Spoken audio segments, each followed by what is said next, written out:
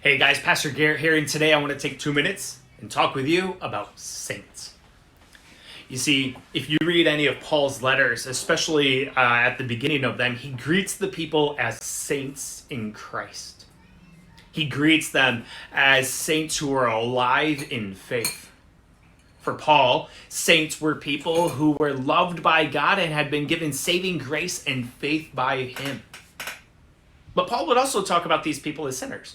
People who didn't do what God wanted them to do. So for Paul, people were saints and sinners. Luther latched on to this idea, and he would sort of talk about how all people in God's church are both sinners and saints at the same time. And that there's a difficulty going on within us because we want to follow God, and yet we don't know how to.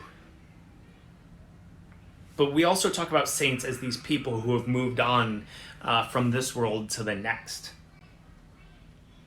We sometimes talk about saints in ways that sound like they're superheroes or somehow we should worship them. So how do we handle those who have moved on in the Christian faith? Well, for me, there are 3 ways we could talk about saints.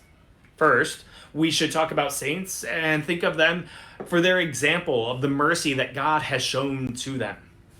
Second, we should use saints as an example of God's saving strength and grace in their life. Third, we should consider their faith and the virtues that God had used in them as examples and imitations for our life. You see, being a saint is not about miracles. It's not about being a superhero of some sort, but rather being a saint is one who is loved and redeemed by God.